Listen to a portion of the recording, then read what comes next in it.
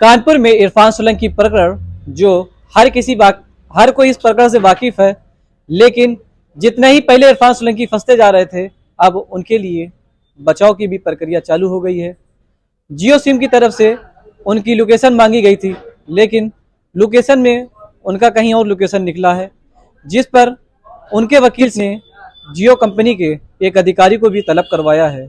भाई, जानकारी के अनुसार जितनी इरफान सोलंकी की मुश्किलें बढ़ी थी, अब मुश्किलें कम होने का नाम ले रही हैं।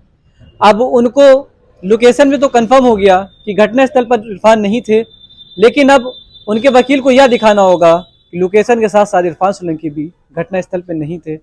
अब ऐसा लगने लगा है कि जल्द ही इरफान सोलंकी को राहत मिल सकती है। बेबाक पत्रकार चैनल के लिए नूरुल अली, कैमरामैन नदीम के साथ। इरफान के मामले में हाई कोर्ट के डायरेक्शन में हम लोगों ने एक एप्लीकेशन दी थी सीडीआर तलब करने की। उससे पहले जब ट्रायल शुरू नहीं हुआ था तब एक एप्लीकेशन दी गई थी कि इरफान, रिजवाना और विटनेसेस की सीडीआर को रिजर्व करवा दिया जाए। कोर्ट ने ऑर्डर कर दिया था।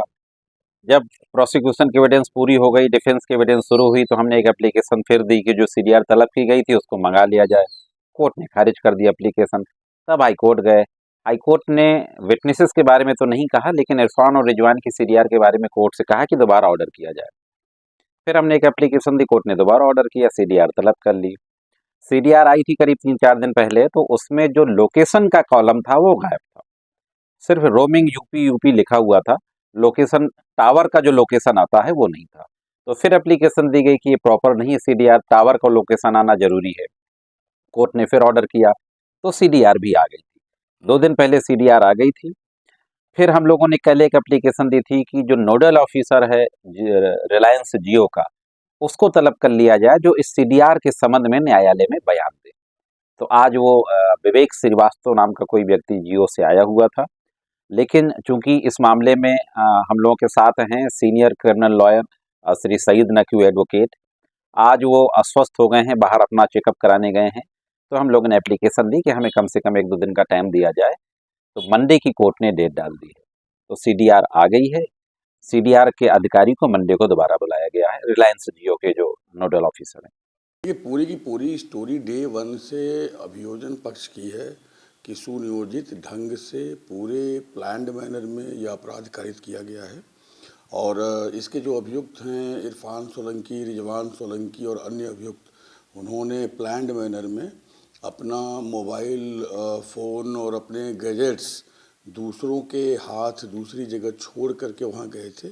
उनके ही द्वारा प्रस्तुत किए गए बचाव पक्ष के गवाह ऋषभ गुप्ता ने माननीय न्यायालय के समक्ष जिरह के दौरान इस बात को स्वीकार किया है कि जब इनको फ़ोन करने की ज़रूरत पड़ी थी तो इन्होंने ऋषभ गुप्ता के फ़ोन से कॉल किया था।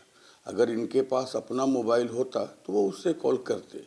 रहा सवाल लोकेशन का, तो लोकेशन जो है वो पूरी विवेचना में डे वन से हमारा क्लियर अप्रोच है और ये हमारे लिए विवेचना में बड़े स्पष्ट और सुस्थिर नीति के साथ विवेचना के पर्चों में दर्शाया गया है। कई ऐसे स्वतंत्र साक्षी हैं जिनके बयानों में भी स्पष्ट है कि मोबाइल लेकर नहीं जाना है, और माननीय न्यायालय के समक्ष उन्हीं के द्वारा प्रस्तुत बचाव पक्ष के गवाह ने भी इस बात की तस्दीक कर दी है कि जो हम लोगों ने अपनी विवेचना में बात रखी थी वो सही है। तो ये केवल टाइम बर्बाद करने की एक्सरसाइज है और माननीय न्यायालय को गुमराह करने का एक प्रयास है, जिससे कि चीज़ें विलंबित हों और समय से जो है इस पूरे प्रकरण में फैसला ना आ सके।